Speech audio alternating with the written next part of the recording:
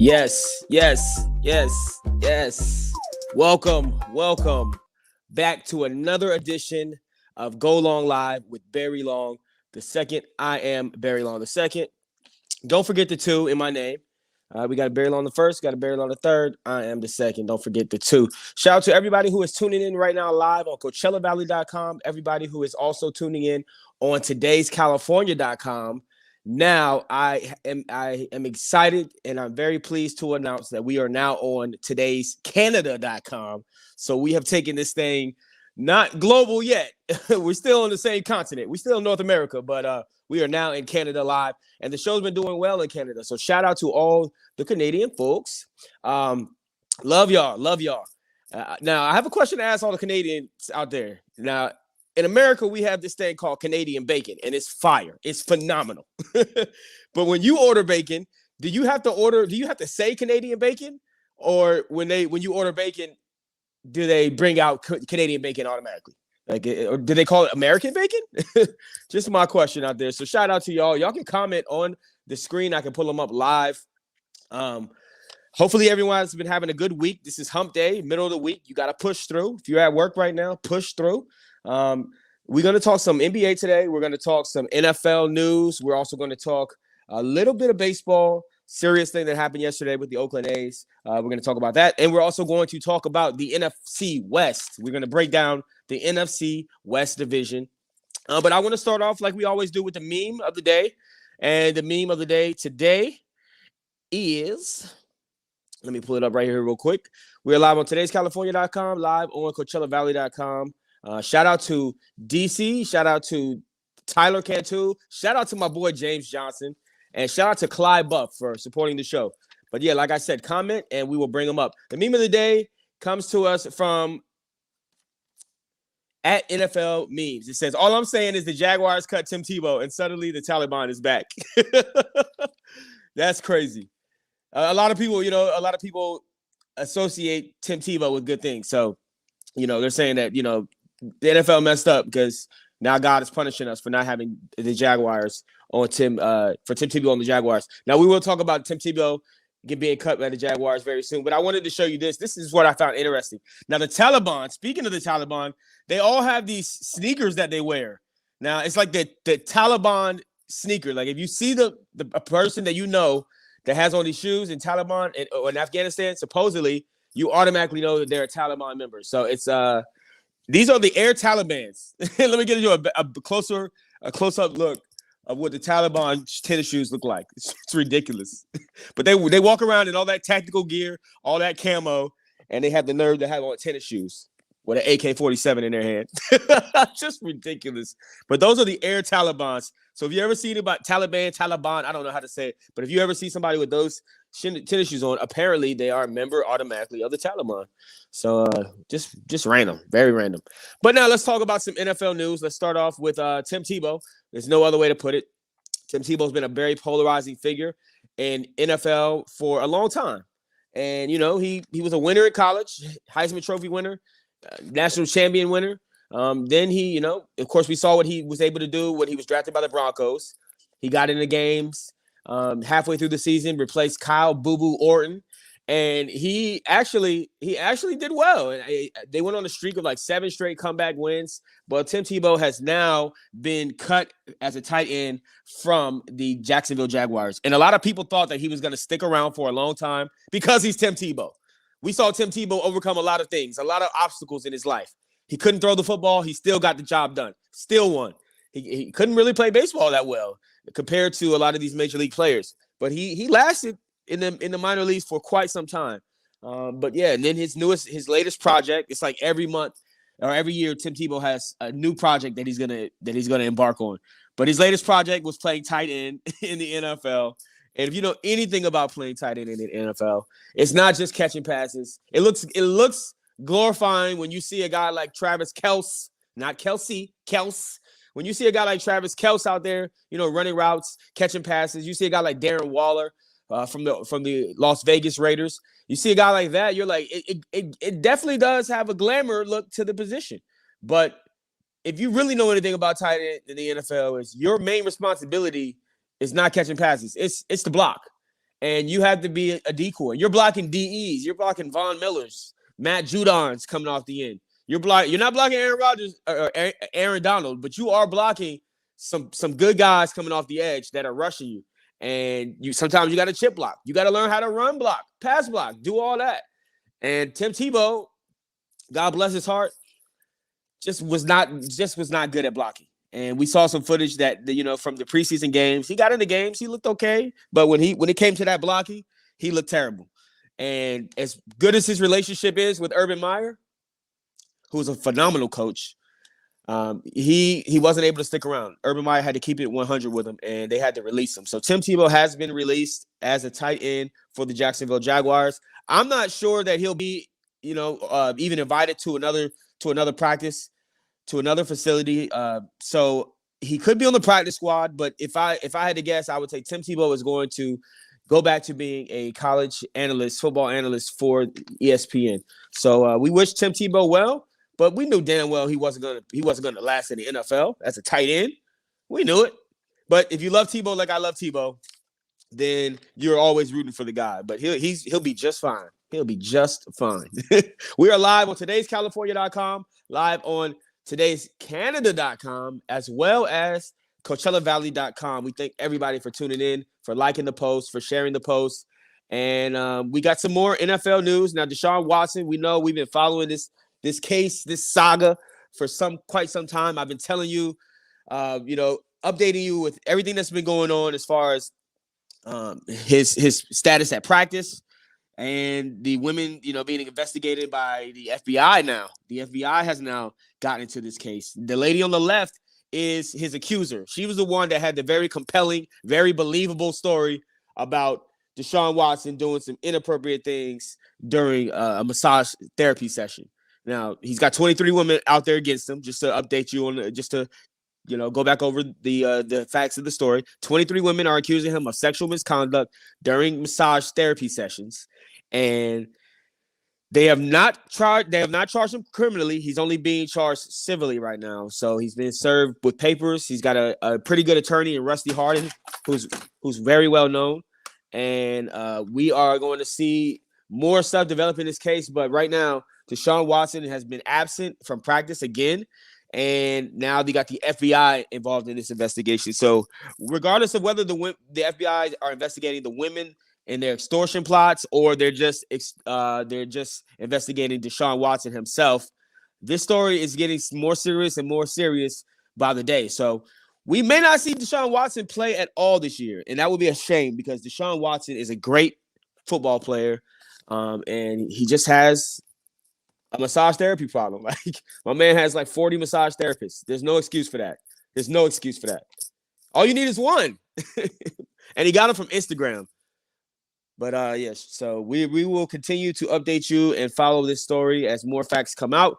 But Deshaun Watson is now being investigated by the FBI. Now, that is very serious. Now, we go from one serious topic to an even more serious topic. Now, last night, the Oakland A's pitcher, his name is Chris Bassett.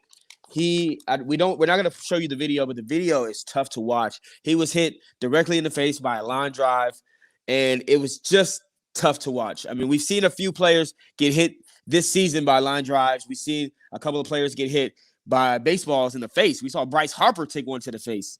So it's just very, very, very a dangerous sport when it comes to, some of the things with the balls hitting people. You had the foul balls being hit, launched into the stands. You had fans being hurt. You had a 4-year-old girl a few years back for the Houston Astros. A 4-year-old girl was struck in the head by a line drive. We've seen people die from being hit by a baseball, by a foul ball. But, I mean, we're talking the velocity that these pitchers are throwing is almost up to 100 miles per hour. And the exit velocity of the ball coming right back to a pitcher is even faster than that. So the reaction time is hard. And my man took a ball right to the face. He has a fractured face, basically. His whole face is fractured. So this is going to be a long road to recovery for Chris Bassett. And the worst part about it is, going out there and pitching that very next time, throwing that very next pitch to that very next batter. He's going to be gun shy. He's going to be, a little bit terrified. But we've seen, players get hit in the face and come back. So we wish Chris Bassett the best.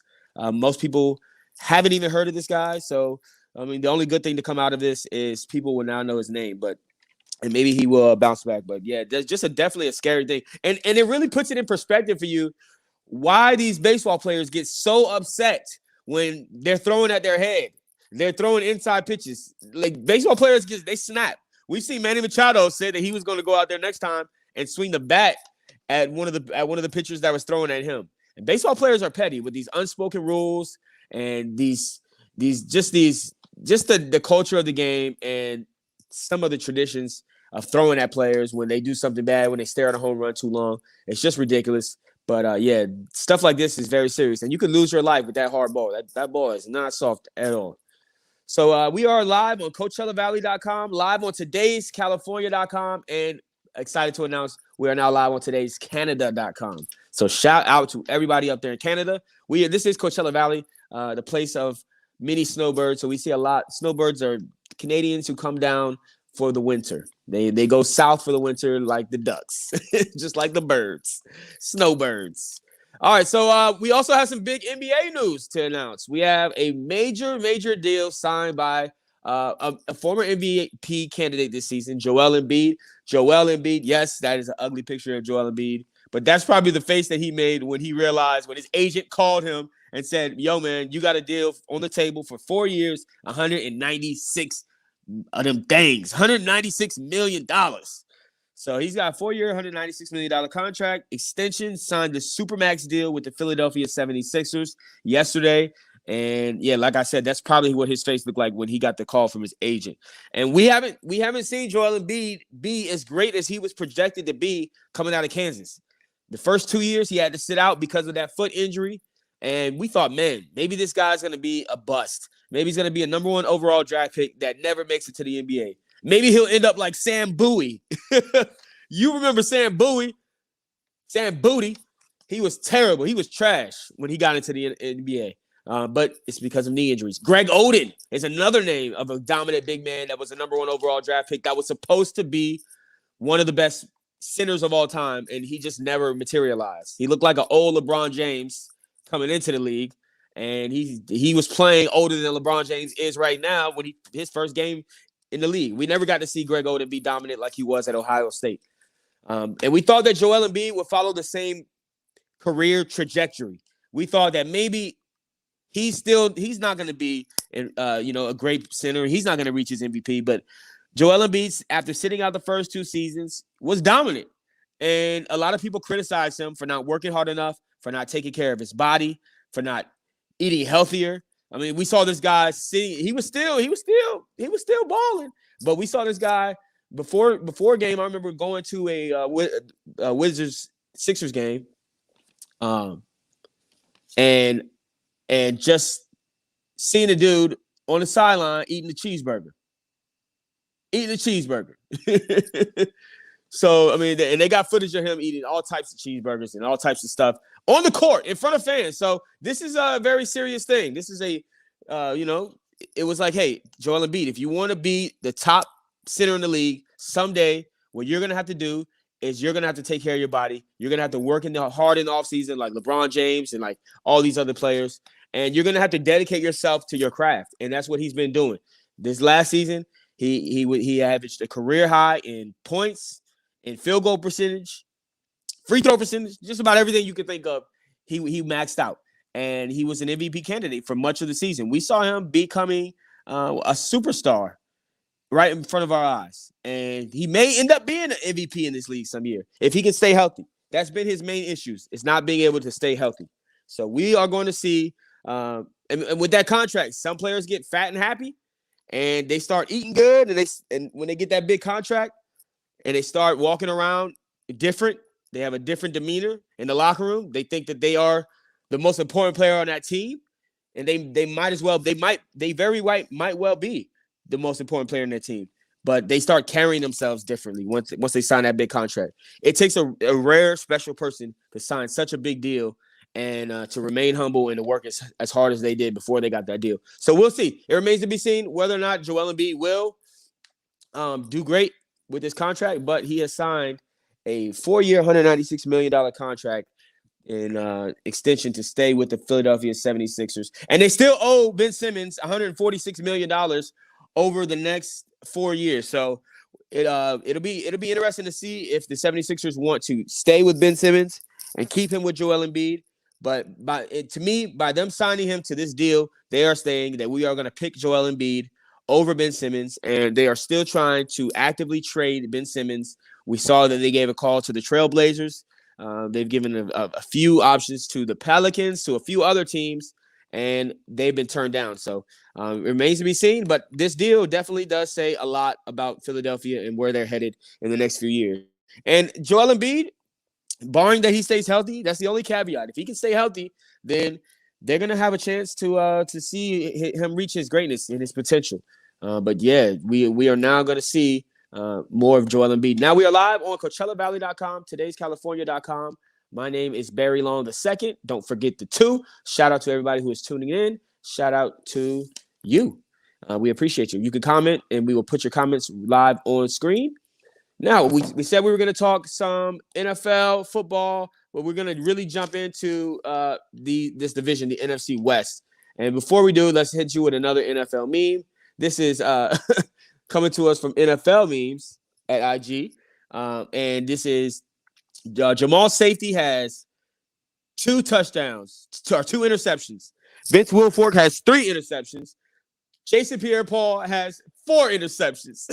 So Jamal Adams, who is one of the most dominant safeties in our game right now, only has 2 interceptions in his career. And Vince Wilfork, who is one of the most he's one of the most athletic big guys you've ever seen. Probably more athletic than Yokozuna, the wrestler. But he is definitely he has some great highlights. I remember a few years back when he got an interception off of a batted ball and he ran it back for a touchdown, and it was just good to see a big man celebrate like that.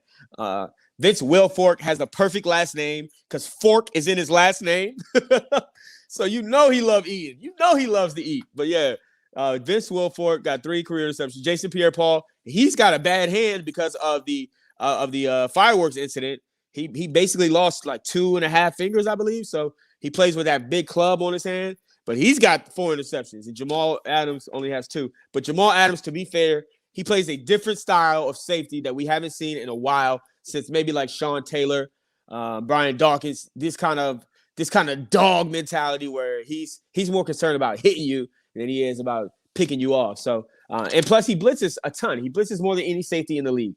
So with that being said, we're going to talk about his team coming up here. We're going to talk the NFC West right now. Now I've picked all of the divisions besides this division. This is the last one that we're going to pick. If I go through my mind right now, we picked the Ravens to win the AFC North. That's no surprise. Of course, the AFC West is going to be won by Patrick Mahomes. Sorry to all you AFC West, you Raiders fans out there, and you Chargers fans.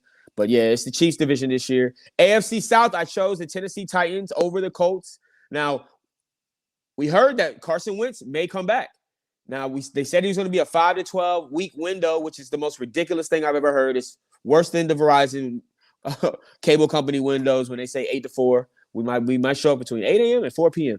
5 to 12 weeks is ridiculous. How do you plan for a backup quarterback, bringing a guy like Nick Foles in if you don't know if it's going to be 5 weeks or 12 weeks? Now we're hearing that it's going to be maybe he might be ready for week 1, and I don't believe that at all. I don't believe he'll be ready for week 1, but we are hearing that maybe he'll be ready for then. And maybe that's just him, trying to keep his job. But the number 4 team that I have in this division will be the Arizona Cardinals. I picked the Arizona Cardinals to be the last place in this division. We saw Cliff Kingsbury come back with a strong second season. Kyler Murray had a pretty decent season. And they had some success last year, but still, they're not ready to be the best in this division yet. I love what they did by going out and getting DeAndre Hopkins. I love Larry Fitzgerald and Christian Kirk. They have some really good weapons. Kyler Murray's got some people to throw to. He didn't have a lot of people to throw to besides Larry that very first year, but them going out and acquiring DeAndre Hopkins says a lot. But it's just a very, very tough division. And I think like the other divisions, you're going to see this is going to be one of the most a toss-up, basically, in my opinion, because you got 4 good teams, 3 really good teams. And it just so happens that the Cardinals are in this division where there's a lot of good superstars, a lot of good teams put together, defenses put together, and it's just going to be very tough for them this year. Now they went out and they did acquire J.J. Watt in free agency. J.J. Watt wanted out of Houston, just like everybody else wants out of Houston, and he was granted his wish. And J.J. Watt could have went anywhere.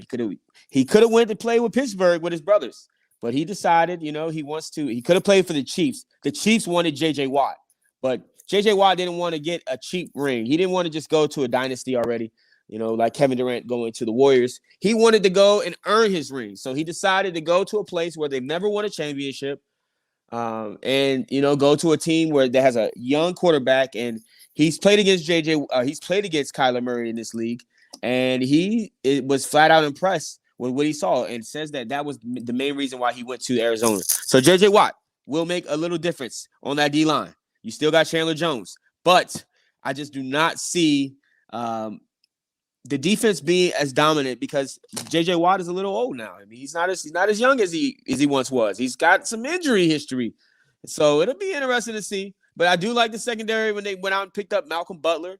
You got some players there, but it's the secondary aside from Malcolm Butler is not the best. So you're gonna see them struggle a little bit. That'll probably be the weakest link on the defense. But yeah, I picked the Arizona Cardinals to be fourth in this division. And before we go any further, I just got sidetracked real quick. But yeah, for the other divisions in the AFC North, I picked Baltimore. AFC East, we picked Buffalo. South, we picked Tennessee. West, we picked Kansas City. In NFC, I picked the Cowboys. Oof, that's going to be a terrible, terrible decision that I made. I'm going to regret that later on in life. But I picked the Cowboys for the NFC East. For the NFC North, of course, I picked the Packers. NFC South, of course, I picked the Tampa Bay Buccaneers. All right, but now we're on the NFC West. This is Go Long Live with Barry Long II. Don't forget the 2. Appreciate everybody for tuning in on today'scalifornia.com, CoachellaValley.com, as well as today'scanada.com. We are global out here. Now, number 3 team. I feel sorry for Tyler Cantu this season. That is my guy. He is a big San Francisco 49ers fan. There's a big, large contingent of fans out here in California for the 49ers. We just don't know what's going to happen with that quarterback position. Jimmy Garoppolo has been up and down. They basically had to hide him when they made it to the Super Bowl. They had a great running game, and he was throwing the least amount of passes out of any quarterback we've ever seen to make it to a Super Bowl. I mean, he was there. I believe one game he attempted 12 passes. So they basically had to hide him on offense, kind of like the Ravens when they won a Super Bowl with Trent Dilfer. Basically, you go in the game and don't mess it up. Peyton Manning, his last Super Bowl with Denver. Peyton Manning was terrible his last Super Bowl with Denver. He was old. He was washed. But he just had to go in the game, be a game manager, and not mess it up, and let that defense do its job. So that's what Jimmy Garoppolo was to the 49ers. And they had a really good defense. They had the most dominant defensive line that season. And I just don't know if Jimmy Garoppolo can return to at least not messing up the game back then. And he has a long history of injuries. And he got paid. He's worth a lot of money. So they might be trying to move on from him, especially after drafting Trey Lance. It'll be interesting to see whether or not Garoppolo can keep his starting job. As of now, he is being named a starter. Trey Lance, of course, came from North Dakota State, where Carson Wentz played. That's Division II. It's not the same as Division I football. The speed is a little different. The athletes are a little bit more athletic. So it'll be interesting to see whether or not, Trey Lance gets an opportunity to play this year. But I'm looking at him to be on the bench for most of the season. Jimmy Garoppolo has a chance to do something. But they've got good running backs as well. They got Raheem Mostert. They got Tebow Samuel, and they went out a few years ago and got Sanu. So you got some players to throw to. And definitely they got George Kittle. Can't forget about George Kittle. He's one of the most dominant tight ends in his league. And they have a top 10 O-line. So if anything happens, it's going to be up to Jimmy Garoppolo. And if Jimmy Garoppolo can't get the job done, there's no excuses. You can't say, "Oh, I have a bad offensive line. Oh, I don't have weapons." Oh, no. This is it. So Jimmy G, in my opinion, is on the hot seat this year. And you've got a young, talented quarterback who can get the job done, just has to learn how to play in this league with Trey Lance. So it'll be interesting to see how this season pans out for them. But we do know that Jimmy Garoppolo has been injured, and he has been injury prone, and he's just not been very good. So we'll see if he keeps his job. But I like the defense. I really do like this defense, even though it was number 17 defense last year in the league. They still have that dominant D-line with Armstead and Bosa. Bosa's a dog. Both the Bosa brothers are a dog. Imagine growing up. Imagine being like the third Bosa brother. Is there a third Bosa brother? Because those boys are beasts. I love the defense. They're just if they have a weakness, it's just like Arizona. It's in the secondary.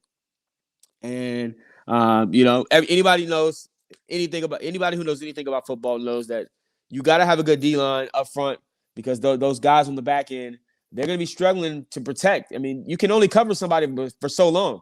So they have the defensive line is going to keep them in a lot of ball games, but that secondary being weak on the back end might hurt them. So I picked them to be the third team in this division. Sorry to all you 49ers fans out there. And my third team in this division is going to be the Seattle Seahawks. Now, yes, this team is consistently one of the best teams in the NFL ever since they made that guy, number 3, their starter, Russell Wilson. How many times does that happen to you? When you're talking about Russell Westbrook, you say Russell Wilson. Talking about Russell Wilson, you say Russell Westbrook. Ugh, just say Russell. But yeah, Russell Wilson has been one of the most consistent top 5 quarterbacks in this league since he's been in the league. Pete Carroll always gets the most out of his group. You just love to watch this team play, especially when they're on primetime games, especially when they're at home. That fan base is just one of the most turned up fan bases in all of the NFL. They call him the 12th man for a reason. It really does get loud in there. It gets crazy in there. But they didn't play as well last year when they did at home, as they have in the previous seasons. They didn't play well at all last year. So at home, they lost a few games at home. They lost at home to the Rams. They lost at home to the 49ers, to the Saints, to the Cardinals. So with fans being in the stands, I look for them to play a little bit better at home. So I think that some of those games, if not all those games that they lost at home, they will win. But yeah, that 12th man is really, really a serious thing to the Seahawks.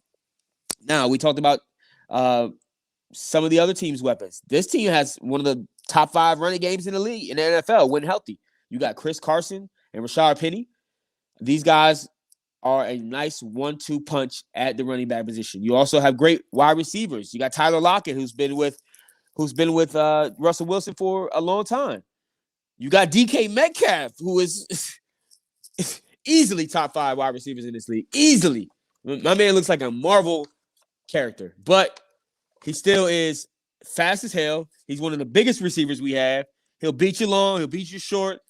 I mean, he's phenomenal. So, I mean, there's a lot of times where Russell Wilson could just toss the ball up and DK Metcalf can come down with that football. And they got a pretty good O-line. They got middle of the pack, 14th, 13th, or 14th overall offensive line when healthy. So it'll be interesting to see that too, because Russell Wilson has never even had a decent O-line. He's been running for his life his entire career with the Seahawks. Finally, they got they've addressed the O-line rather than tearing the O-line down, which they've done in the past. They got a middle of the pack defense. It's not the Legion of Boom anymore, but we talked earlier about Jamal Adams, and he can single-handedly change a game. He's not as dominant as Aaron Donald, but he is definitely the most dominant safety that we have in the game. And he was being underutilized in New York. So he comes to Seattle, and we saw him, make some game-changing plays last season. But he's injured. He'll be out for a while, and it'll be interesting to see if he comes back fully healthy, and just to see if he can make an impact this season. But they still got Carlos Dunlap. They got Bobby Wagner, who's calling plays in there in the huddle. So they're gonna have to be better at home. But I look for this team to be the number 2 team in this division. Now, number 1 team in this division, we move on to the San Francisco 49ers. Ooh. San Francisco 49ers. I'm sorry, not the San Francisco 49ers. Jumped ahead. We are the number 1 team in this division is going to be the Rams. The Rams are going to be the number 1 team in this division. Sean McVay is a great young head coach. We know what he's been able to do the past few seasons, even with Jared Goff as his quarterback. They didn't have a great O-line when he first started, but he went out and he made some changes. He said, if I'm going to come to LA, I'm going to need an offensive line. So they went out and they made some moves to get an O-line. And now they have a top 3 O-line in the game, led by Andrew Whitworth, who's been a stud left tackle in this league for a long time. You got a top defense, the number 1 defense, as a matter of fact, from last year. You got Aaron Donald. You got Leonard Floyd in the middle. You got Jalen Ramsey on the back end. I mean, this defense is just dominant. And I look for them to be just as dominant as they were last year. The offense, you add Matt Stafford to that offense with that offensive line, which he has not had in Detroit. You add him with those weapons. He hasn't had a bona fide decent wide receiver since Calvin Johnson left Detroit. So you give him some weapons. You give him Cooper Kupp. You go out and you give him a guy like Robert Woods, and they drafted a guy in Henderson. So it should be very, very interesting to see what he's able to do. They don't have a really good running game ever since Cam Akers went down with the injury. So they're going to struggle a little bit running the football. But, I mean, basically Matt Stafford's whole entire career, he never had a running game. So it's going to be no different than what he was doing in Detroit. But, yeah, I look for the Rams to win this division. I don't think they'll make it to the Super Bowl, especially not Matt Stafford's first year, getting into the playoffs in a long time and with no running game. I think that they need to go out and they need to make a move for running back if they want to get over the top. But it's going to be a struggle. We'll see. But I look for them to win this division and, probably exit early in the playoffs, probably playing against the Packers. So we just want to leave you once again with the meme of the day. And it is, all I'm saying is the Jaguars cut Tim Tebow and suddenly the Taliban is back. Yeah. So this has been another episode of Go Long Live with Very Long 2. I appreciate everybody for tuning in. We thank everybody on today's California.com, everybody on today's Canada.com, and everybody on CoachellaValley.com. Now, remember, as I say every single week, stay safe out there, please. And FMI, stay focused, stay motivated, stay inspired. It's been another episode of Go Long Live with Very Long 2. Thank you for tuning in. Till next time, see you Friday.